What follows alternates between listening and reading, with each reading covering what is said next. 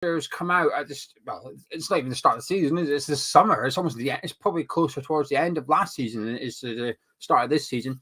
But when the fixture list comes out, there's a few fixtures I look for. There's a few dates I look for. So who we got at the start of the season, the end of the season, very last game, the last home game of the season, always the same.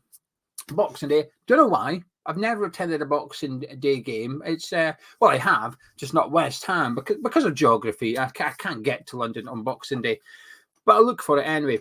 But Spurs away is one of the ones I look for. Man United away, and that's the other fixture. Just it's a personal reason. I don't think everybody dislikes Man United as much as I do. But for me, Man United is one of the fixtures that I look for quite quickly. But this one is too. So I'm really looking forward to tonight. I've been dreading the game. I'll be honest. I've been dreading the game. After Sunday, the game against Crystal Palace. I would play like this against Spurs. They're going to do us. Then I seen them against Man City, and I thought they were lucky to get a draw, but they still scored 3. So I watched the games on Sunday thinking, oh no, I'm not looking forward to this one. Monday, I wasn't looking forward to it. But yesterday, my excitement started to build a little bit. I think the logic's gone out the window. What I think will happen or could happen, it seems to have stopped now. And it's all about, well, let's get up for it. Let's go get the win. So yeah, I'm excited for tonight. I don't know why. Head says we're going to get beat. Heart says we're going to win 1-0. But that's what I like it. I do like it. Anyway, good morning to Freshfielder, Beneath the Headphones, Percy, Mark, Infinitely, Mike. Thank you for joining me live. Keep your comments coming in. And good morning. Headphones said he caught the Villa game yesterday. It was amazing. They were fantastic. I didn't know what to watch. I watched the first half of the Fulham game because obviously we've got them on Sunday. So I thought I better watch them because then when we do the preview tomorrow, at least I've seen 3 of the last 4 Fulham games now. And then at half-time on the Fulham one, I switched over for the start of the Chelsea-Man United game. And then at half-time, I switched over for the second half of Aston Villa, Manchester City. Amazon Football is brilliant, but there's almost too much choice. Sometimes when there's a game on telly, I'd rather watch one that's not on TV. But stick with the one that's on TV because it's on TV. But last night, I panic, not quite panicking, but I get all flustered. I'm like, hang on a minute, what game do I watch here? I want you to pick for me. But so I watched the second half. Great game by Villa, fantastic win. A deserved win as well. I mean, when's the last time a team restricted to Man City to no corners and 2 shots in the entire 90 minutes? Just wild. Fantastic. We're going to take a look at the league table in just a second, actually. But welcome. We've got a bit to get through this morning. I've got some promotions. I know people go, oh, promotions. It's important for the channel. We need to fund the channel, so it's important. Just stick with me. We're going to be taking a look at what I think David Moyes will do. We'll see what you guys think David Moyes is going to do tonight as well. I think it's quite an easy one. Might be wrong, but I've got a feeling that we're all going to be predicting the same 11 as to what David Moyes is going to do this evening. But first, I want to take a little look at the league table. Because if we win tonight, I know, just stick with me here. If we win, we go up to 24 points. We're 6 points behind Man City. That would just be wild. We'd be 3 points behind Man United, who they're not playing well at the minute, but they're churning out win after win after win. We'd be in a really good position. We would be 5 points clear of Chelsea. We'd stay in 9th. We can't go up, but we'd be a point behind Brighton, possibly just 2 points behind Newcastle, but I'd imagine they'll win tonight. They're away to Everton. But the league table doesn't look too shabby, does it? However, should we lose, it's not the end of the world, but on Sunday, you could be looking at teams, like Fulham. Well, Fulham would go, if Fulham do beat us, they would go equal points with us. Wolves could go equal points with us as well, and they're all the way down in 13th. So the league's very tight at the minute, in the middle of the pack, not at the bottom, fortunately. The bottom seems to be cut adrift, but the table's feeling a bit strange at this point in the season. It seems to usually it breaks away, doesn't it? But not at the minute. Everybody's sort of holding on to the teams at the top. Right then, Mark says, do we think Moyes might put Paqueta back in the middle? We'll discuss that in a second. Colin, would I need to? No, I don't want 3 teams. I'll just get even more flustered. Infinitely said we could be like Villa if we got rid of David Moyes. There is an element of that. It's hard not to watch the likes of Villa and Newcastle play and think we could maybe play like this. It's difficult not to do it. Curvinard says, seeing Bournemouth beat Palace put a woeful performance in perspective. It always happens, doesn't it? But then again, Bournemouth nearly beat Aston Villa last weekend. Villa needed a last minute equaliser, and I think they only had like 3 shots on target the whole game. So it swings and roundabouts. You can go and pick fixtures with Bournemouth in it that make our result against Palace look bad, makes our result at Bournemouth at the start of the season look good. It swings and roundabouts. Good morning, Kerry. Percy says, always been a big game, especially growing up in a Spurs household. Ooh, good luck with that one. Vicky says, Spurs are yet to concede from a corner, so we'll need a James Ward-Prowse free kick to nick it tonight, methinks. Major, 16 points from safety. Love that. You've always got to be doing a little bit of that. Danny says, it was good to see Jeff Stelling back doing the football over on Amazon Prime. It was. I've missed him. Mike says, imagine if we won the games we should have on paper. I guess you could argue there's maybe 1 or 2 games we've won that on paper we probably shouldn't have done. Chelsea particularly. Kenny says, Cornelia Souček subbed on the hour for her. Greg says, Fulham on Sunday could be harder than tonight in some ways. I get what you're saying, Greg. The way Spurs play allows us to play the way we want to play. I'm not sure Fulham does that. Mike says Paqueta needs to stay where he is put. He may not like being on the left, but wandering off and leaving Emerson to run the channels, leaving us exposed on the left-hand side. Major wanted Emery before he went to Arsenal. What could have been? Adrian says, I have Prime, but won't bother watching the game. Just to build up post-match chat. We'll take result over performance today, but don't need to see it. Yeah, I agree, Mark. That is a bit sad. If you can watch it, Adrian. You might be surprised. You know, we can, like you said, if results the only thing that matters, and I agree for this one, we might just get a 1-0 win. You're going to want to watch it. Jay says, would love us to get a win. Kudus, another fantastic goal. Chippy says, Moyes' low block could work against them. Percy says, Fulham really good at the moment. Not confident. We need a result tonight. Now, before we get on to what we think David Moyes is going to do, we need 137 subscribers to fill up in parts. If you're new around here, if you're new to Hammers Chat, please do subscribe. Help us out this video, help us out this channel, and we'll get a little bit closer to filling up in part with all our subscribers. I've just seen a clip of the Nottingham Forest fans, actually.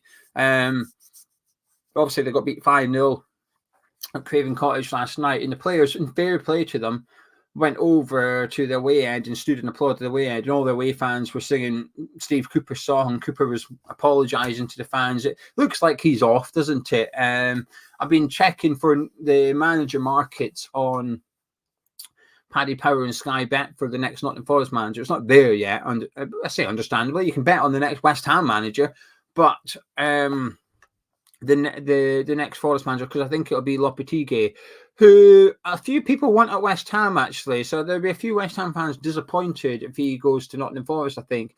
But he turned down an £18 million contract over in Saudi, and the reasons behind it is supposedly because he wants a Premier League club. Now, it's all very well wanting one, but I think you only do that if you know you're going to get one. So who's spoken to him? And I think there's probably 2 clubs that you know the manager's job's coming up for soon. One is Nottingham Forest, and the other one's Crystal Palace at some point, because another disappointing defeat for them. A lot of Crystal Palace fans unhappy. Roy Hodgson hasn't done himself any favours, saying, oh, the fans have had it good here recently. You don't say stuff like that when you've just been beaten at home to Bournemouth. So I think Lopetegui might be going to Nottingham Forest. That will be my bet. My fantasy league team's doing crap. Dave, it's doing absolutely rubbish. I still play it. I still pick my 11. I've stopped looking at the league tables because I'm out of it. I ain't winning it. Last year I won the Patron fantasy league. First year I took it seriously. I won it. I thought, hey, I'm all right at this. I've had my bum smacked this year. I transferred out Haaland. He started scoring goals. I took him back in, and since I took him back in, nothing. And when I say nothing, I mean he's not had a shot on target the last 2 games. Nice one, Erling. Thank you for that. So frustrating because I got rid of Son at the weekend in order to get Haaland in. Son went and scored against Man City. Haaland did nothing. And hopefully Son does nothing tonight. But there you go. Right then, we're going to take a look at what we think, or what I think David Moyes is going to do. But do get involved in the live chat, whether you agree or disagree. This is my predicted 11 for West Ham this evening. Of course, it's over on Fan Hub. We're working with Fan Hub until the end of December. So you haven't already downloaded the app, please do. The link's in the description. It's free to download, it's free to join, and it's free to play. Their big game on the app is to predict the team, not what you want to see, what you think Moyes is going to do. Their statement is like, we reward fans for being football fans. So prove you're a football fan, prove you're a West Ham fan, prove you know what David Moyes is going to do. I hear it all the time. it's obvious what Moyes is going to do will prove it. Well, this is what I think Moyes is going to do tonight. I think he'll start with Ariel and goal. See no reason to change it. I was wondering if he'd go to a back three for this one, actually, because if there's a fixture in the league, Moyes would switch to back three. I think this would be it.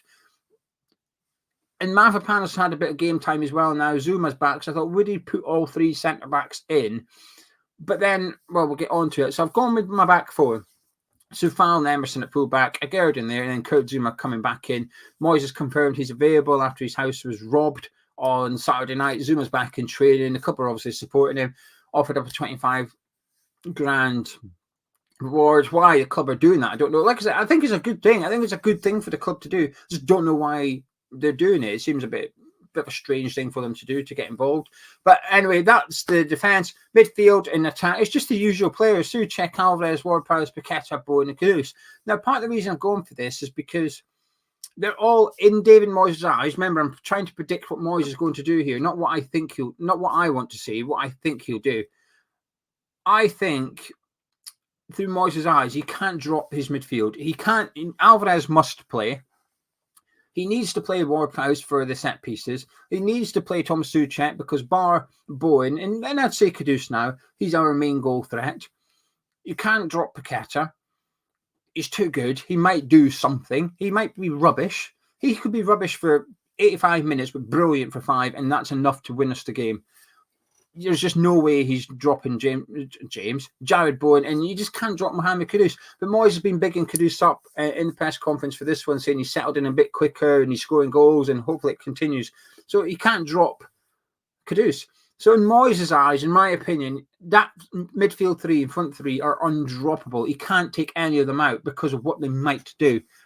So that's why I'm not sure he'll go to back three, because in order to do that, one of those has to come out the starting 11, and I just can't see it. However, I wouldn't be surprised if often during this game we see a bit of like a 5-4-1 where Alvarez will drop into that back five. Alvarez will become the sort of centre back, and then we'll have 4 in midfield with Kudus on the right, Paqueta on the left, and then Ward-Prowse and Souček in the middle, obviously, with Jarrod Bowen as a lone striker. So I wouldn't be surprised to see a bit of a 5-4-1 when we're defending at times. Not defending counter-attacks, but when Spurs have got a build-up, when they're outside the box, do not be surprised to see Alvarez sitting there. We've seen it against Brighton, where Alvarez was dropping in there and supporting the 2 centre-backs and almost making it back three, blocking the route to goal. And it worked. So I think he'll do it again. Mike's gone with the exact same thing. George is saying can't see Moyes doing anything different. Mark's saying it's not a bad side. I don't disagree, by the way. I think it is a good side. Ricky says Zouma for Dinos will be the only change. I know it, you know it. Spurs backroom staff know it. I mean, the thing is, while Moyes might be predictable, do you know what? I think Postecoglou is predictable as well. I'll be doing my opposition prediction on Patreon in the next hour, but for those that aren't on Patreon, I basically guess what the opposition is going to do and talk about each player. And in fairness, the last 3 weeks I've had 10 out of 11. Palace, the only one I got wrong was Richards. I didn't have Richards in to start. I had Schlupp instead. And then last night, Schlupp starts. Granted, it was Will Hughes that came out. But I've had 10 out of 10, 10 out of 11 the last 3 weeks, and 11 out of 11 the 2 before. So 3 wrong out of the last 55. I'm not doing too bad.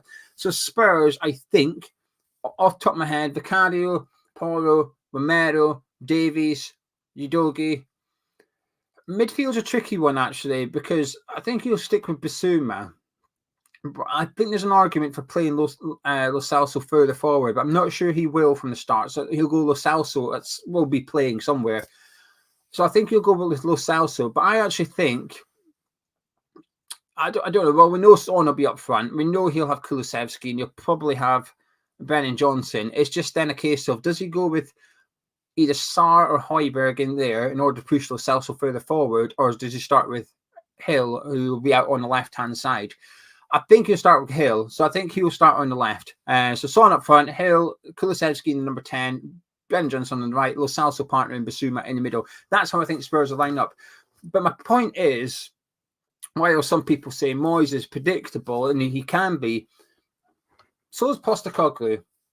So is Unai Emery. That starting 11 came out for Aston Villa last night. There was no surprises. There was none. That was a very predictable team from Emery last night. It beat Manchester City. So sometimes being predictable isn't always the issue. It's just being predictable, but also having the wrong idea, if that makes sense. If you've got the right plan and it's working and you're predictable, there's not an issue with that. What I'm trying to badly say is the predictable factor isn't the issue. It's what you're able to predict that's the issue. That's the bit that needs change. So tonight, while we might know what Moyes is going to do, it might work, because I spoke to Holly, the Tottenham fan. I spoke to Frank McAvenny, who obviously knows Postecoglou well from his time at Celtic. Both of them were saying, and I agree with them, which is it's high risk, high reward. You will get chances against Spurs. Spurs will give you opportunities. We might struggle to break down teams like Crystal Palace with a low block. We might struggle against those. But we tend not to struggle against teams that just abandon their defensive shape, which is what Spurs will do tonight at times. They will be high up the pitch. They will be attacking in numbers. So when we get it, if we can break quick, which we can do, we've seen it, then we will get chances. So it's predictable, but it can work. It's just a case of getting the personnel right. And that's why I'd like to see one or two changes compared to what Moyes will do. So we'll have a little look. George is saying the same thing. Spurs are definitely predictable, but it's difficult to stop. I agree, but still predictable. Kerry confirming Romero is back from the suspension. She doesn't like him. And Lee saying, hello to myself in the live chat. Everyone in the live chat, Lee, hope you all have a great day. Hope we beat Tottenham tonight. Come on, you hit the like button, people. Oh, thank you for that, Lee. Done my job. And, crikey, I forgot we've got our Christmas offers at the minute. There you go. That's Anne Boleyn. I call that Anne Boleyn for obvious reasons, because there's no body, it's just a head. So Anne Boleyn's up there promoting today's offer, the hat and scarf bundle. We've got an offer. I think we made it $13.50. I should really check this, shouldn't I? Let me just double check the price of this bundle. I'm sure, yeah, it's $13.50. So there you go. It's usually £20 for the hat and scarf, but it's $13.50. You don't need any codes. The link is in the description. Or go to the store, hammerchatstore.com, click on hats and scarves, and there is the bundle there. It's already $13.50. So if you fancy keeping your head and your neck warm, a bit like what Anne Boleyn is here, she doesn't need a jumper or trousers. She just needs something for the head part. So there you go. Anne Boleyn is promoting it in the background there. Ray said, I hope he doesn't play. James Ward-Prowse so deep. Chippy says, if we play a false nine, push the wingers up like Mexico did to Germany in the World Cup, then at least it will knock post-assist. Tell you what, when I went to do this morning, I did not expect someone referring to Mexico's tactics in the World Cup against Germany. Thank you very much for Chippy. I'd say cheer me up and I'm in a good mood, but thank you. Jose said, I'm going to spend the day sleeping, so don't fall asleep. Maybe that's what we all need to do. That's good pre-match prep. Cameron says, well, thank you. Been off work with depression. Videos have helped me keep a routine. Cameron, that's not good to hear, but it's good to hear that it's keeping you distracted, but it's not good to hear you're off work. Can you email us, please, Cameron? hammerschat@gmail.com. Can you just give me an email now, or whenever you get time, please? Well, I don't need to explain anything. Just email me, Cameron, please. Email us. Mike, do you think Kone or Mubama will ever start? I think Mubama will. I do. I think Mubama will. Kone, he'll start games. I wouldn't be surprised if he starts against Freiburg. At the end of the day, Moyes is going to have to rotate at some point. He's going to have to. He cannot play. He can't play this team every game in December. He can't. He's going to have to rotate somewhere. And there's only two games that spring to mind. One is a Carabao Cup game. I hope it's not that one. Please do not go weak in that. That has to be the starting 11. So that leaves Freiburg. Now, it comes at a cost, which is we could then, it increases the chances of us losing. Therefore, we've then got 2 extra games and we go into the playoffs rather than straight into the last 16. So there is a risk there. But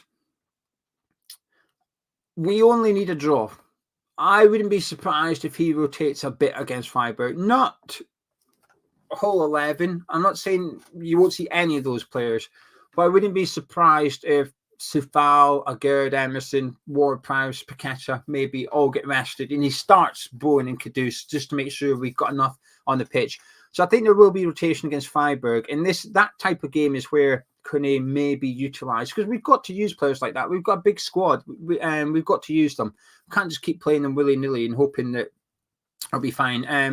Curve Honor says the same. Can't keep picking the same 11 every game. Got to give some players a breather. A lot of games in December, because it's not just starting the 11, is it? They usually play 90 minutes. It's not like if I was to go and have a look at other Premier League clubs, I'd imagine they're doing quite a lot of substitutes as well. So the players will only play an hour or 70 minutes. But with our lot, they're playing usually, that most of them are playing 90 minutes. So it's not even playing every game, it's playing every minute of every game as well. So there's almost two issues there. Artel says, if Moyes deploys attacking boys in style at the beginning of the season, may stand a chance of a draw. Can't see Irons winning. I agree with that. Like I said, I think Tottenham's way of playing plays into David Moyes' hands. Ray says, Moyes' risk statement is giving the players a license to make their own decisions. Well, I will actually say, I struggle to believe what he's saying, by the way, when I've heard Moyes speak. But post-match, he spoke about we need to take more risks. And like I said, it's ironic considering he doesn't take any risks. But it's the right thing to say. I hope he means it. But then when yesterday he was speaking in the post-match conference, he said, we don't have as many points as we did at this point a couple of seasons ago. Which is an interesting point, ironically, to make, because I didn't know that. It wouldn't take much to go look. You can find information like that. I could go find it in 30 seconds if I wanted to. But my point is, I'm not looking at it, and I'm not seeing many other people looking at it. Sometimes people will look at average points. I think we're averaging 1.5 points a game at the minute. Obviously, you whack that over 38, and we'll be in the top half of the Premier League usually. So we're on for finishing 8th or 9th in the league. But to hear Moyes speaking about how it tallies up against where we were a couple of seasons ago when we finished 7th, or the season before that where we finished 6th, I'm not going to lie, I found it encouraging. I thought, there we go. At least he knows if his target is to qualify for European football again, he knows we're not on target to do that. So he's going to have to do something about it, and that is pick up points where we're not expecting to. The pressure is that Sunday is probably one of those games that we perhaps were expecting to, especially at the start of the season. Fulham are in good form at the minute, but at the start of the season, we'd have been hoping that Craven Cottage is somewhere we could go and get 3 points. Considering we won there last season without having a shot, well, we probably had a shot, but Harrison Reed scored the goal for us. That was a horrific game, wasn't it?